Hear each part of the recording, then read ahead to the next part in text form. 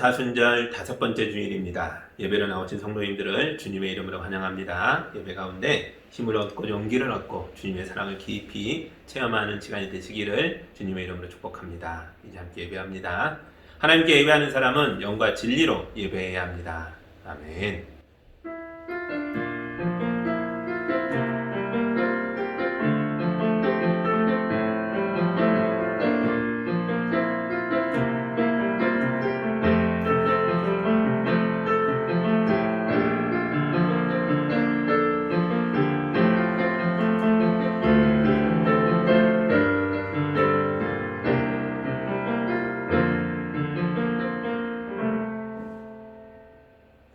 주님, 우리가 예수님의 피를 힘입어 성소에 들어갈 담력을 얻고 예배의 자리로 나왔습니다. 예수님께서 걸어가신 길을 우리도 따르기를 원합니다. 예수님이 지셨던 십자가를 우리도 감당하기를 원합니다. 사순절 기간이 깊어갈수록 주님을 향한 우리들의 믿음도 더욱 깊어지게 하여 주시옵소서. 우리의 찬양이 더욱 뜨거워지게 하시고 우리의 기도가 더욱 간절해지게 하여 주시옵소서. 주님의 말씀을 들을 때 우리의 마음에 십자가의 사랑과 구원의 확신이 넘치게 하여 주옵소서. 예수님 이름으로 기도합니다. 아멘. 찬송가 14장 함께합니다.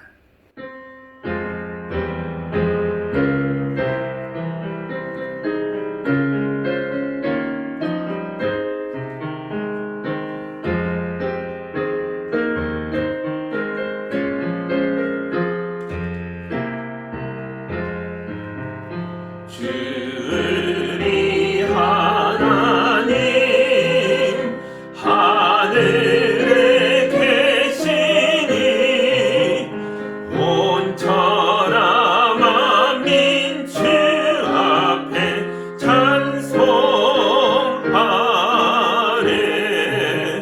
이 천지 만물도 주 앞에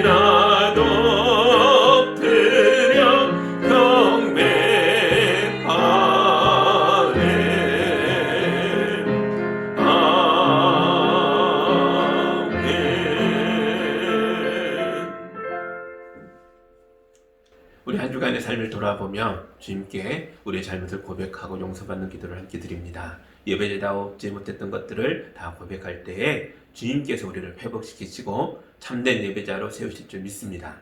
함께 기도하겠습니다.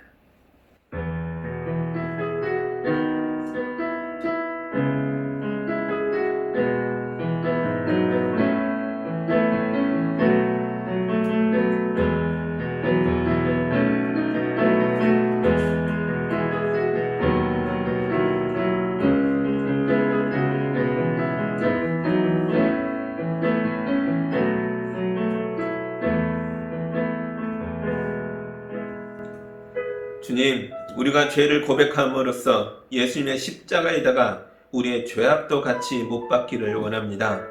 우리의 손이 거칠었고 주먹을 움켜쥐고 가족과 이웃을 위협했습니다. 이 손을 못 박아 주옵소서. 우리의 발이 죄악을 향해 달려갔습니다. 이 발을 못 박아 주옵소서. 우리의 마음이 불의와 부정함을 기뻐했습니다. 우리 옆구리에 창을 찔러 주옵소서.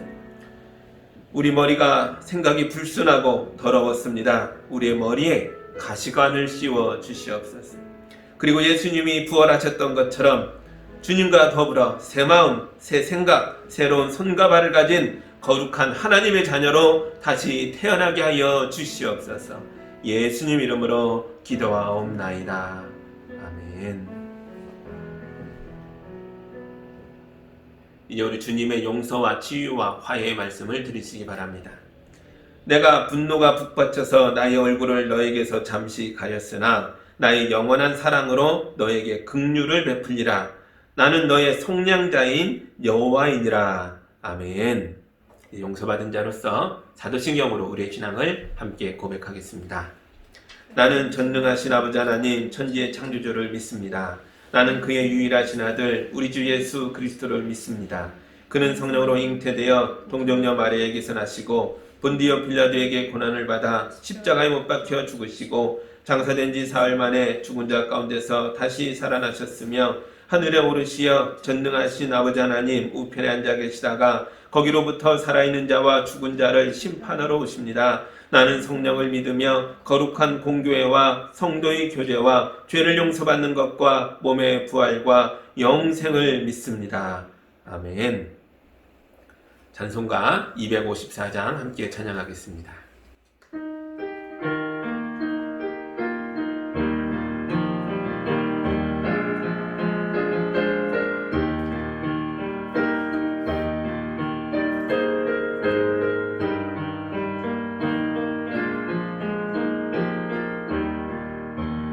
내 죄의 보혈은 정하고 정하다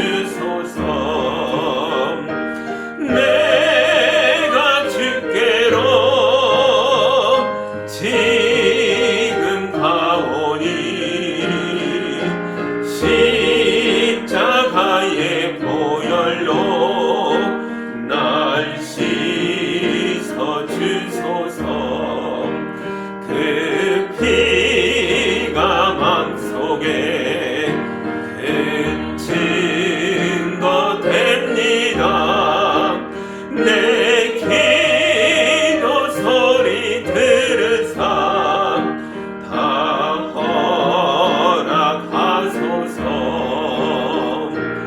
내가 주께로 지금 가오니 십자가의 보혈로 날 씻어 주소서. 아멘.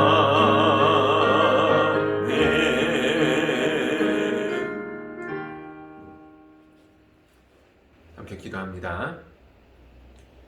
암탉이 날개를 펼쳐 병아리를 보호하듯이 하나님께서 주의 자녀들을 품에 안아 주시고 보호해 주시니 감사합니다. 주님, 연약한 우리에게 성령의 능력을 부으셔서 이 험한 세상을 담대하게 살게 하여 주시옵소서. 우리에게 절망을 극복하고 두려움을 무너뜨리는 믿음을 주옵소서. 오랜 격리 생활로 마음이 답답할 때 찬송을 부르게 하셔서 우리의 마음이 하늘 끝까지 활짝 열리게 하여 주시옵소서. 우리의 삶의 터전이 흔들리고 감당 못할 수준으로 어려움에 눌릴 때 우리의 간절하고 뜨거운 기도에 응답하셔서 문제가 해결되고 우리 앞길이 열리게 하여 주시옵소서.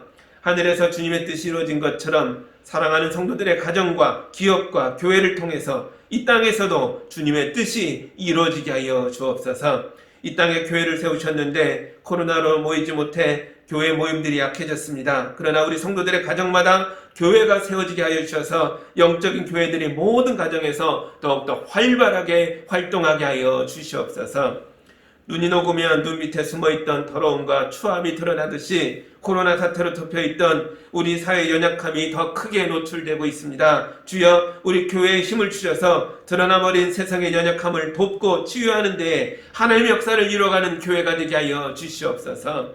이 시간 우리가 뜨겁게 예배합니다. 찬송과 기도로 지치고 상한 영혼이 위로받게 하시고 말씀을 들을 때 이 말씀을 타고 성령께서 우리 머리에 기름을 부은 것처럼 충만하게 임자하여 주시옵소서. 우리의 빈잔이 차고 넘쳐서 예배를 마치고 돌아갈 때 모든 성도들이 영생의 기쁨에 들떠 하늘의 소망을 갖고 살게 하여 주시옵소서.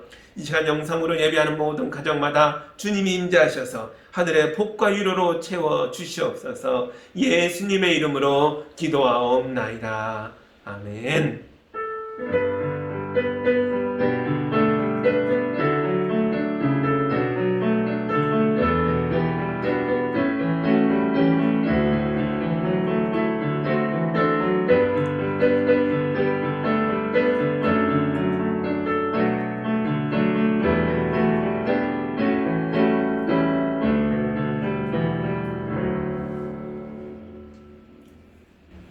하나님의 말씀 같이 보겠습니다. 오늘 우리에게 주신 주님의 말씀은 요한복음 8장 1절에서 11절까지의 말씀입니다. 하나님의 말씀을 봉독할 때 여러분도 함께 보시기 바랍니다. 예수께서는 올리브산으로 가셨다. 이른 아침에 예수께서 다시 성전에 가시니 많은 백성이 그에게로 모여들었다. 예수께서 앉아서 그들을 가르치실 때에 율법학자들과 바리새파 사람들이 간음을 하다가 잡힌 여자를 끌고 와서 가운데 세워놓고 예수께 말하였다. 선생님, 이 여자가 간음을 하다가 현장에서 잡혔습니다. 모세는 율법에 이런 여자들을 돌로 쳐 죽이라고 우리에게 명령하였습니다. 그런데 선생님은 뭐라고 하시겠습니까? 그들이 이렇게 말한 것은 예수를 시험하여 고발할 구실을 찾으려는 속셈이었다.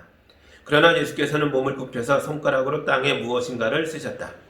그들이 다그쳐 물으니 예수께서 몸을 일으켜 그들에게 말씀하셨다. 너희 가운데서 죄가 없는 사람이 먼저 이 여자에게 돌을 던져라. 그리고는 다시 몸을 굽혀서 땅에 무엇인가를 쓰셨다. 이 말씀을 들은 사람들은 나이가 많은 이로부터 시작하여 하나하나 떠나가고 마침내 예수만 남았다. 그 여자는 그대로 서 있었다. 예수께서 몸을 일으키시고 여자에게 말씀하셨다. 여자여, 사람들이 어디 있느냐? 너를 정죄한 사람이 한 사람도 없느냐? 여자가 대답하였다. 주님, 한 사람도 없습니다. 예수께서 말씀하셨다. 나도 너를 정죄하지 않는다. 가서 이제부터 다시는 죄를 짓지 말아라. 아멘. 잠깐 기도합니다. 하나님, 우리 예수님이 현장에 잡혀 돌에 맞아 죽어야 할 여인의 편을 들어주시고 그 여인을 살려내는 장면을 읽었습니다. 우리도 부족하고 연약한 삶을 삽니다. 우리를 불쌍히 여겨주셔서 이 험한 세상에서 우리도 살려주시옵소서. 예수님 이름으로 기도합니다. 아멘. 우리 초막절 축제를 보고 있었죠. 초막절 축제 기간에 가장 큰 이벤트는 물과 빛의 이벤트라고 말씀드렸습니다. 사람들 앞에 나타나신 예수님은 너무나 자연스럽게 초막절의 상징인 물과 빛을 이용하여 복음을 전하셨습니다. 물에 대한 말씀은 이미 봤죠. 7장 38절입니다. 나를 믿는 사람은 성경이 말한 바와 같이 그에 비해서 생수가 강물처럼 흘러나올 것이다. 아멘. 이제 물에 대한 말씀을 하셨으니까 빛에 대한 말씀을 하실 차례인데요. 그런데 빛에 대한 말씀은 우리가 읽은 말씀 후에 8장 12절에 나옵니다. 같이 한번 보시죠. 예수께서 다시 그들에게 말씀하셨다. 나는 세상의 빛이다. 나를 따르는 사람은 어둠 속에서 다니지 아니하고 생명의 빛을 얻을 것이다. 아멘. 그러니까 물의 말씀과 빛의 말씀이 짝을 이루고 있어야 합니다. 예수님이 분명히 그런 순서대로 말씀하고 계시죠. 그런데 이상하게 물의 말씀과 빛의 말씀 사이에 오늘 우리가 읽은 이 말씀이 끼어 있는 거예요. 가늠하다 현장에서 잡혀온 여인에 대한 처리 문제가, 이 여인에 대한 재판 문제가 끼어들었습니다. 그래서 이 이야기 때문에 물의 말씀과 빛의 말씀으로 자연스럽게 이어지던 흐름이 끊어져 버립니다. 그럴 수밖에 없는 게, 사실 이 가늠하다 현장에 잡힌 여인 이야기는 요한복음에 있었던 게 아니거든요. 누군가가 이 이야기를 여기에다 억지로 끼워넣은 거예요. 책에는 없지만 사람들 사이에서 입으로 전해오던 예수님에 대한 짧은 이야기들이 있었습니다. 이런 것을 로기온이라고 부르는데요. 가늠한 여인을 용서하셨던 예수님의 로기온이 사람들의 입에서 입으로 전해오고 있었는데, 그런데 너무나 귀한 이 말씀이 성경에 빠져 있으니까, 복음서에 안 나오니까 이게 너무 안타까워서 어떻게든 성경 안에 포함시키려고 애를 썼던 것 같아요. 이 이야기가 나중에 요한복음에 삽입된 이야기다라는 걸 보여주는 증거들이 굉장히 많아요.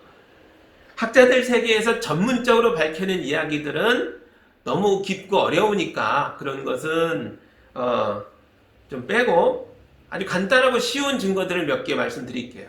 첫 번째로, 요한복음이 기록되어 있는 오래된 책들이 있을 거 아니에요. 사람들이 손으로 이것을 필사해서 후대에 남겨준 성경책들이 남아있는데, 재미있게도 5세기를 기준으로 5세기 이전의 요한복음들에는 이 이야기가 안 나오고 5세기 이후의 성경들에만 나옵니다. 이게 무슨 얘기겠어요?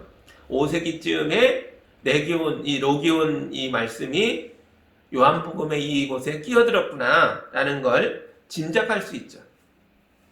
두 번째, 오래된 책들을 읽다 보면 5세기 이후의 책들에서도 이 가늠한 여인 이야기가요, 요한복음 8장에 끼어든 경우가 있고, 어떤 경우에는 요한복음 21장에 가서 나오기도 하고요. 심지어 어떤 책에서는 누가복음 21장에 가 있기도 합니다. 그러니까 이 이야기는 별도로 있다가 여기에 붙기도 하고 저기에도 붙었던 적이 있다는 거죠. 그러니까 이 복음서에 이 이야기를 어떻게든 넣고 싶었던 사람들의 열망이 이런 흔적들을 남겼구나라는 걸 알 수 있어요. 이런 혼란에도 불구하고 이 이야기가 요한복음 안에 자리 잡을 수 있었던 것은 라틴어 성경 덕분입니다. 5세기 초에 히에로니무스라는 학자에게 교황 다마스 1세가 성경을 라틴어로 번역해달라고 부탁을 합니다.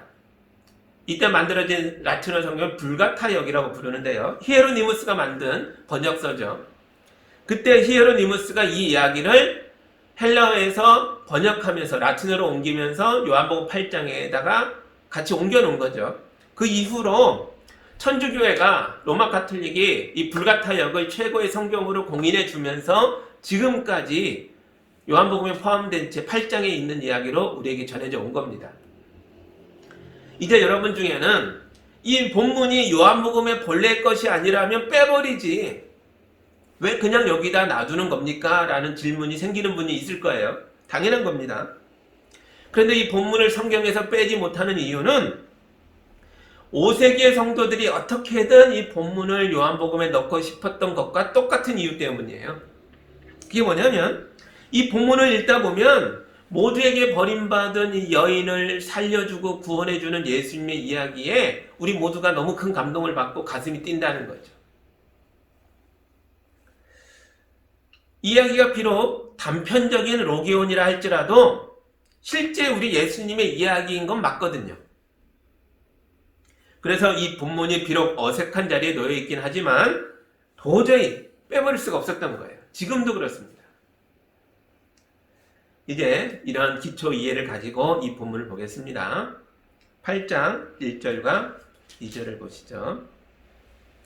예수께서는 올리브산으로 가셨다. 이른 아침에 예수께서 다시 성전에 가시니 많은 백성이 그에게로 모여들었다. 예수께서 앉아서 그들을 가르치실 때에 아멘. 1절, 2절이 보여주는 예수님의 행적만 봐도요, 요한복음스럽지가 않아요. 이거는 마태복음이나 누가복음의 예수님의 행동과 비슷합니다. 성전에 계시다가 저녁이 되면 올리브산으로 돌아가셔요. 가서 기도하셨겠죠. 그리고 이른 아침에 성전에 다시 돌아옵니다. 이런 형식의 행동을 하셨던 건 언제였느냐? 마태복음이나 누가복음에서 보여주는 순환기간의 모습입니다. 예수님은 순환절을 맞아 십자가를 앞두고 예루살렘에 오셨을 때에 말씀을 성전에서 전하시고 저녁이면 늘 돌아가셔서 베다니에서 주무시거나 올리브산에 가서 밤새 기도하시고 이른 아침에 다시 돌아오는 이런 행적을 반복하셨죠. 그런 모습을 보여주고 있어요. 그래서 이 가늠한 여인 이야기는 사실은 순환기간 때 이야기였을 거다라는 걸 짐작할 수 있죠.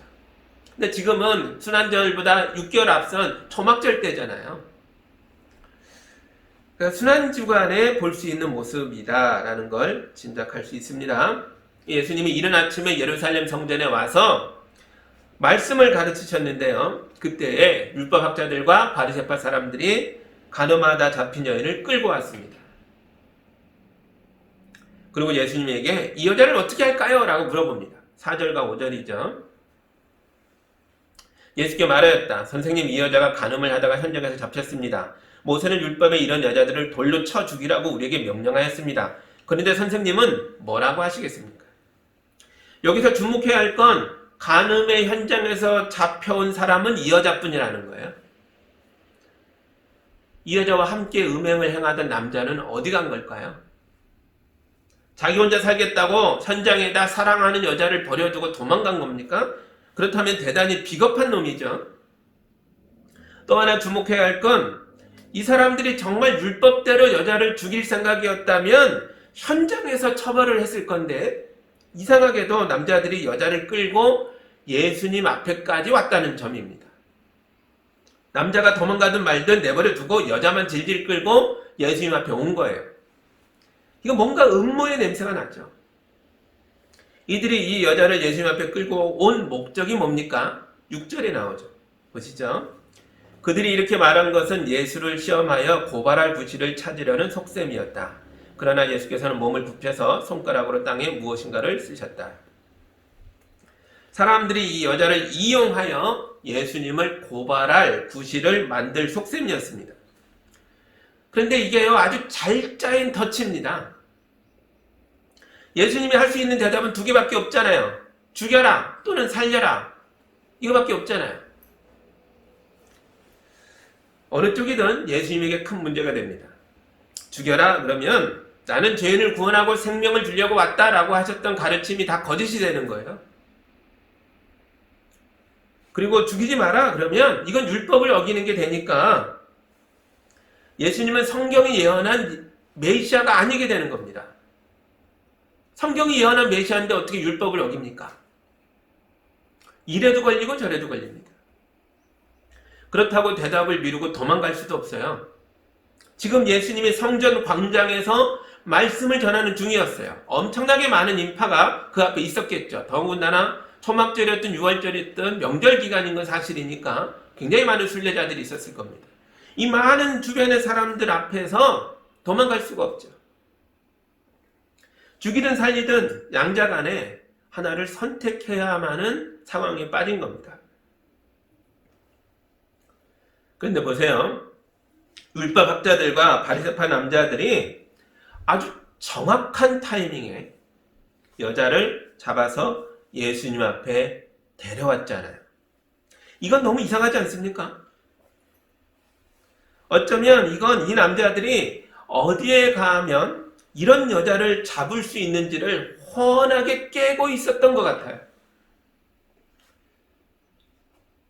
율법학자들과 바리새파 남자들의 우악스러운 손에 잡혀서 부끄러운 모습으로 성전의 광장까지 끌려온 이 여인은 어떤 사람일까요? 우린 이 여자의 이름도 모르고 나이도 모르고 가정 환경도 모르고 아무것도 몰라요. 다만 우리가 알 수 있는 건 간음의 현장에서 잡힌 여자다라는 것뿐입니다.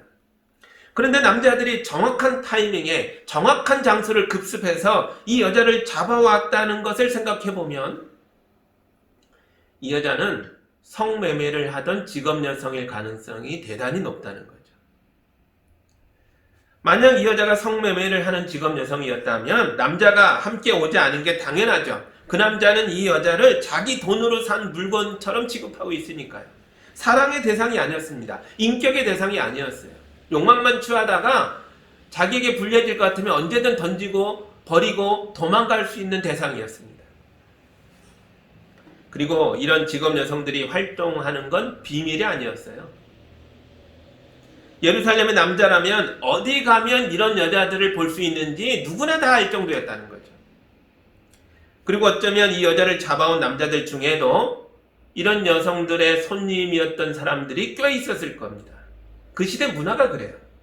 지금도 별로 다르진 않지만. 이 여자가 성매매 현장에 있을 때 한때는 그들의 손님이었을 수도 있는 이런 현장을 잘 알고 있는 바리새파 남자들이 급습한 거예요. 여러 여자들 중에 하나를 붙잡아서 끌고 데려온 거죠. 이유는 딱 하나예요. 예수님을 시험에 빠뜨리고 고발하기 위한 덫으로 사용하려고. 미낀 거죠. 미끼. 그래서 이 여자가 겪고 있는 고통 또 심지어 죽게 되는 이 상황이 아무 상관이 없어요. 그냥 미낀 거예요. 이 남자들의 생각에는 이 여자의 존재는 돈으로 사고 팔리는 물건일 뿐이니까요. 이 여자는 자기가 처형당할 수 있는 상황임에도 불구하고 발언권을 얻지 못합니다. 심각한 재판의 현장, 죽일까요 말까요 하는 상황에서 이 여자에게는 침묵만 강요되고 있을 뿐 자기를 변명할 기회를 주지 않아요. 아무도 이 여자에 대한 변호인도 없어요. 끔찍한 상황이죠. 수많은 남자들이 떠들어댈 뿐 여자는 침묵 속에 버려진 채 다가오는 죽음의 공포에 떨고 있어야만 합니다. 예수님은 남자들의 이런 지독한 이중성을 꿰뚫어보고 계신 거죠. 7절입니다. 그들이 다그쳐 물으니 예수께서 몸을 일으켜 그들에게 말씀하셨다. 너희 가운데서 죄가 없는 사람이 먼저 이 여자에게 돌을 던져라. 아멘. 예수님은 여자의 편에 서서 많은 남자들과 맞서셨습니다. 자기를 시험하려고, 자기를 덫에 빠뜨리려고 온 사람들이지만 그들 모두를 본인이 상대하셔요. 아무 말도 할 수 없는 여자를 대신해서 말씀하셨습니다. 예수님의 말씀에는 지혜가 가득했는데요. 예수님의 대답을 가만히 보면 대단히 놀라운 대답이에요. 너희 가운데 죄가 없는 사람이 먼저 이 여자에게 돌을 던져라. 이 말씀은요, 율법학자들의 질문에도 완벽한 대답이에요. 왜냐? 분명히 예수님은 이 여자에게 돌을 던져라 라고 하셨잖아요. 율법에 이런 여자는 돌로 죽이라고 했는데 어떡할까요? 돌을 던져! 율법을 만족시키고 있죠. 하지만 동시에 아무도 이 여자를 죽이지 못하게 하는 대답이기도 합니다. 조건을 붙였죠. 오직 죄가 없는 사람만 돌을 던져라. 세상에 죄가 없는 사람이 어디 있겠습니까? 사실은 아무도 이 여자를 죽이지 못하게 하는 예수님의 대답이었던 거죠. 우리 예수님에게는 이게 당연한 겁니다. 우리 예수님은 그 누구를 위해서라도 항상 살리는 쪽을 선택하는 분이니까요. 이 죄인들을 위해서, 우리 같은 죄인들을 살리기 위해서 자기가 죽는 한이 있더라도 우리를 살리는 선택을 하신 거죠. 그게 십자가의 선택이었습니다. 여자 편에 서서 여자를 위해 발언하시는 예수님의 모습이 우리에게 희망을 주는 거예요. 이때의 모습이나 십자가의 모습이나 똑같은 모습입니다.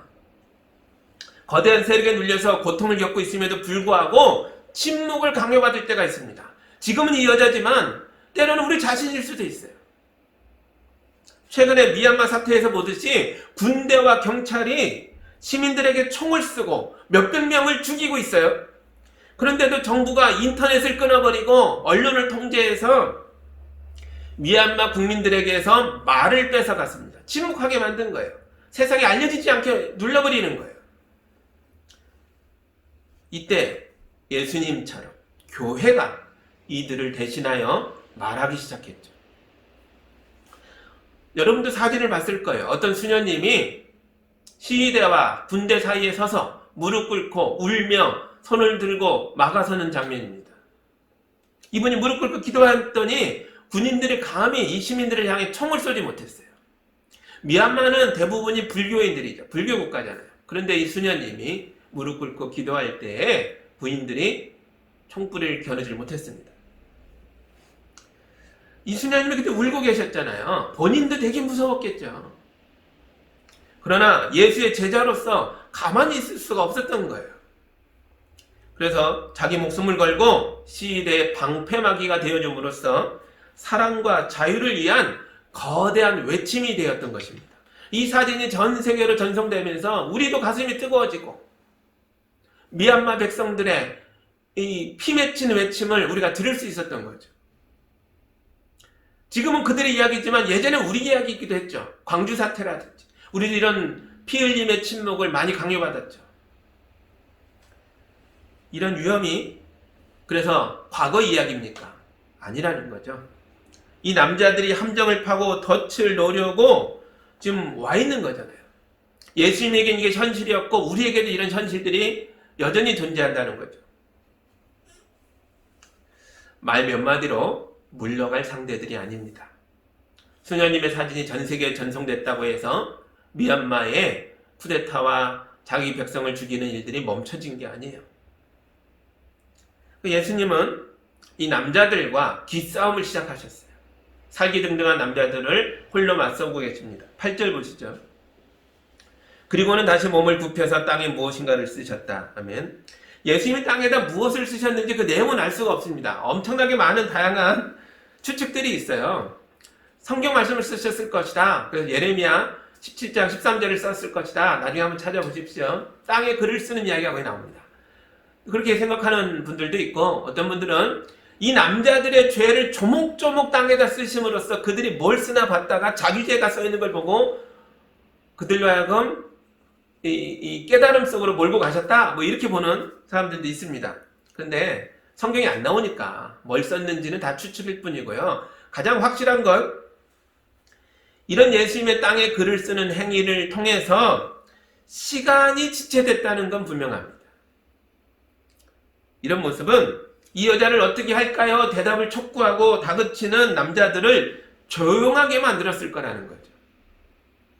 그리고 이런 깊은 침묵은 남자들로 하여금 예수님이 너희 가운데서 죄가 없는 사람이 먼저 이 여자를 돌로 쳐라 하신 말씀에 대해서 강제적으로 돌아보게 하고 생각하게 만들었습니다.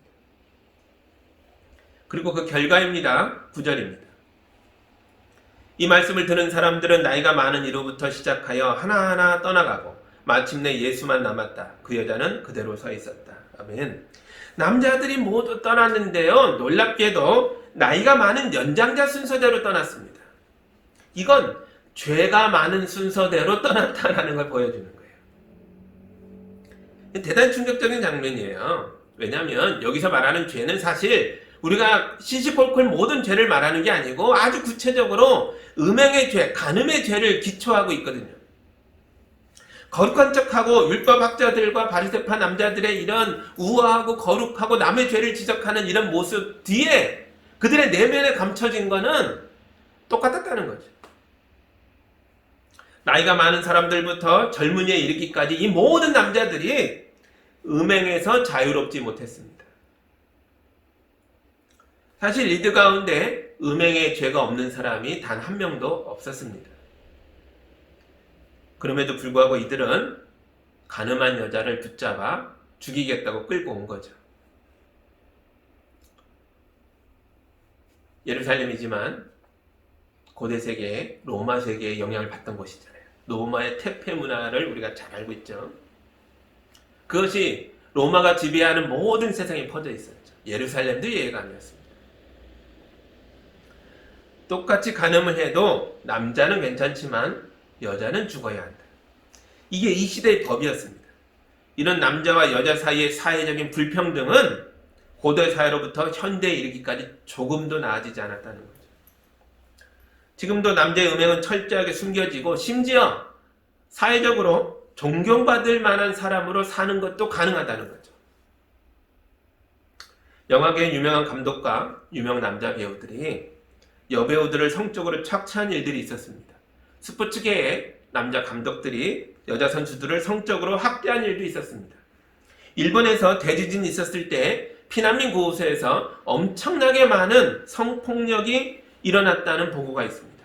지난 10년 동안 감춰져 있었는데 최근에 NHK 방송에 의하면 다큐멘터리를 방송했죠. 하루에 5만 건 이상의 성피해, 성폭력 신고 전화가 빗발쳤다는 거예요. 그런데 이 일로 처벌받은 남자가 단 한 명도 없습니다. 이게 오늘날 일본의 모습이에요. 이런 엄청난 죄악들이 꽁꽁 숨겨져 있어요. 이런 죄들에 대해서 침묵하는 사회이기에 지금도 많은 범죄들이 실행되고 있습니다. 예수님은 이런 이중적인 잣대를 날카롭게 지적하면서 남자들의 양심을 강력하게 후벼파며 공격하신 거예요. 너희는 그래서 괜찮다는 거냐? 예수의 말씀은 남자들로 하여금 부끄럽게 만들었습니다. 정체가 폭로된 남자들은 부끄러워서 그 자리에 서 있을 수가 없었습니다. 포장한 게 다 벗겨지니까 견딜 수 없는 부끄러움에 다 도망간 거예요. 그들의 손에 들고 있던 돌을 내려놓고 하나하나 떠나갑니다. 오늘날 미투 운동도 예수님의 정신에 비춰보면 꼭 필요한 활동이라는 걸 알 수 있어요. 누군가가 나서서 죄악의 정체를 밝혀주어야 비로소 그 죄악이 멈춰지는 거거든요. 유산적인 남자들이 물러가고 이제 예수님과 여자만 남았습니다. 그때 예수님이 여자에게 물어보셨습니다. 여자여, 사람들이 어디 있습니까? 여기서 여자여라는 말은 극존칭이에요. 예수님이 여자여라고 부르는 건 본인 어머니를 향해서 했단 말이죠. 여자여. 예수님은 많은 사람들에게 물건 취급을 당하며 돈으로 사고 팔리던 여자를 한 사람의 고귀한 인격으로 대우하고 계시는 거예요. 이것저것으로 불렸던 여인을 예수님은 여자여라고 극존칭으로 불려줍니다. 이제 여자가 대답합니다. 주님, 한 사람도 없습니다. 그때 우리 예수님이 아주 놀라운 말씀을 하세요. 11절입니다. 여자가 대답하였다. 주님, 한 사람도 없습니다. 예수께서 말씀하셨다. 나도 너를 정죄하지 않는다. 가서 이제부터 다시는 죄를 짓지 말아라. 아멘. 예수님은 여자의 인격을 존중하고 여자의 회복을 간절히 바라셨습니다. 그러나 이 여자의 죄도 꿰뚫어 보고 계셨죠.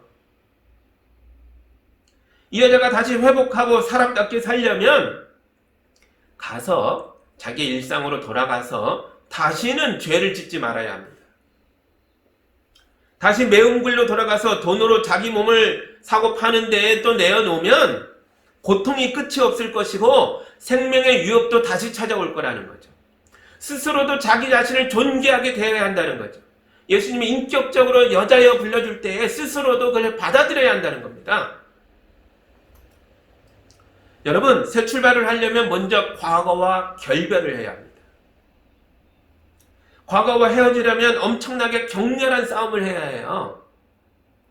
이 여자의 입장에서 보면 당장 일을 그만둬야 하니까 경제적인 어려움도 생길 것이고 남자들과의 다툼도 일어나겠죠.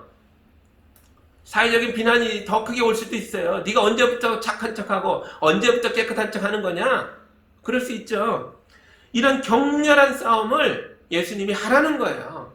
더 큰 싸움은 대신 하셨으니까. 뭐예요? 남자들이 돌을 들고 쳐주려고 할 때 그 앞을 막아서고 여자를 살려내는 사회적인 편견과 맞서는 이 거대한 싸움은 예수님이 하셨잖아요. 이런 외적인 싸움만이 아니에요. 내적으로도 격렬한 싸움이 있죠. 여자는 스스로도 자기를 비하하고 자기를 미워하고 자기를 포기했을 거예요. 그런데 우리 예수님은 이 여인의 인격을 존중함으로써 여자가 자기를 사랑하고 새로운 인생을 살도록 길을 열어주고 계십니다. 이것도 큰 싸움이죠. 이걸 하라는 거예요. 내가 힘을 도와줄 테니까, 너의 편에 서줄 테니까 이 싸움을 하라는 겁니다. 예수님은 여러분도 이렇게 대하십니다. 때로는 격렬하게 개입해서 다그치시고 때로는 느긋하게 기다려주시기도 해요. 땅에 글을 쓰면서 시간을 지체하면서 생각하게 만들기도 합니다. 우린 이런 사랑과 존중 속에서 자기 자신을 다시 세워야 합니다. 그리고 이런 사랑을 내 이웃에게도 전달할 수 있어야 합니다.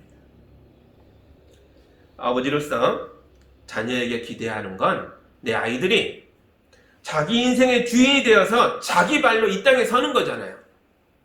이게 부모의 마음이죠. 모든 걸 대신해 줄 수 없으니까 너 스스로 너 자신을 존중하고 하나님의 말씀을 붙들고 일어나라. 너의 발로 걸어라. 이게 자녀에 대한 부모의 기대죠.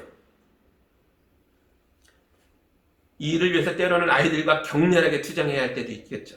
또 때로는 지루한 시간을 기다리며 견뎌내야 하기도 합니다. 예수님이 하셨던 것처럼 부모들이요 이렇게 자녀를 대하시기 바랍니다. 또 서로를 이렇게 대해주시기 바라요. 때로는 격렬하게, 때로는 기다림으로 서로를 존중하며 세우십시오. 이 모든 과정에서 진리를 붙들어야 합니다. 옳음을 따르기 위하여, 다시는 죄를 짓지 않기 위하여, 예수께서 주신 생명을 지켜내기 위해서 때로는 격렬하게, 때로는 느리고 지루하게 견디면서 살아나가시기 바랍니다. 하나님 나라의 완성을 바라보면서 이 길을 걸어가는 예수양교교회 성도들이 다 되시기를 주님의 이름으로 축복합니다. 아멘. 함께 기도하겠습니다. 사랑하는 하나님 아버지 감사합니다. 우리 예수님이 한 여인을 온전한 인격으로 세우시고 어렵고 힘들고 버림받은 삶을 살았던 이 여인을 하나님의 딸이 되게 하는 걸 보았습니다. 이 은혜가 우리에게도 임한 줄 믿습니다. 우리도 이 말씀 붙잡고 때로는 격렬하게, 때로는 느긋하게 주님이 보여주신 진리의 길을 따라 걷게 하여 주시옵소서. 그래서 온전한 삶을 살아낼 수 있도록 인도하여 주옵소서. 예수님 이름으로 기도합니다. 아멘.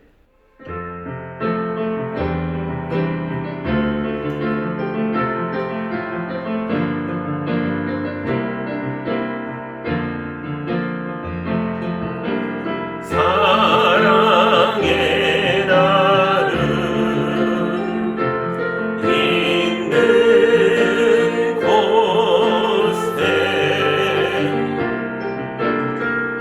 하나님께서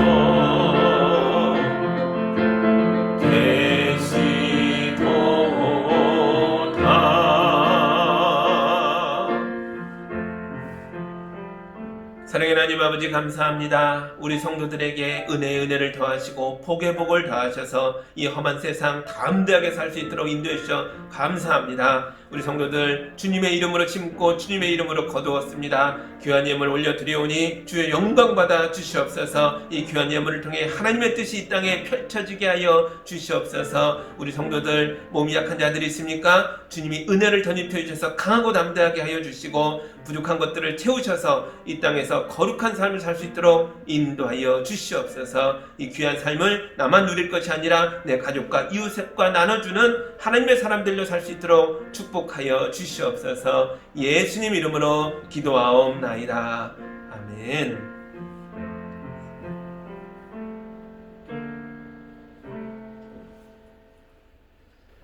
할렐루야. 이제 순환주간이 다가오고 있습니다. 다음 주 종려주일 예배가 드려지고 일주일 동안 또 순환주간이 진행되게 될 텐데요.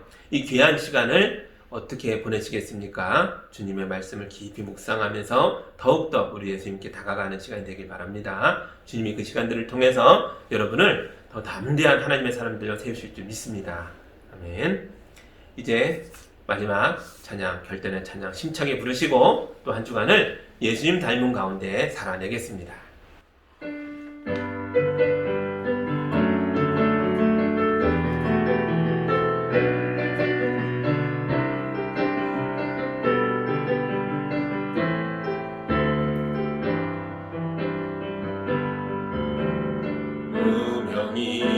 무명이어도 공허하지 않은 것은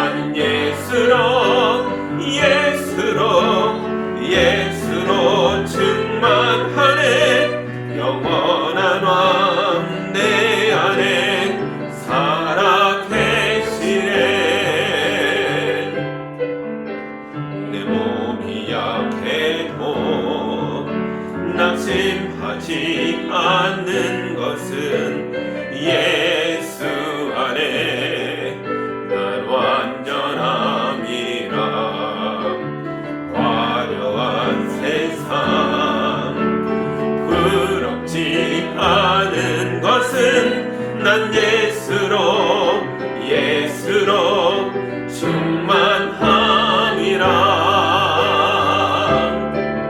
난 예수로 예수로 예수로 충만하네. 세상 모든 것들도 부럽지 않네.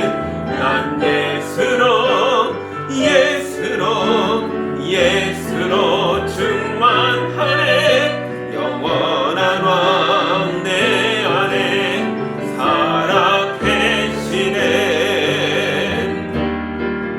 난 예수로 예수로 예수로 충만하네. 세상 모든 풍파도 두렵지 않네. 난 예수로 예수로 예수로 충만하네. 영원한 왕 내 안에 살아 계시네. 영원한 왕 내 안에 살아 계시네.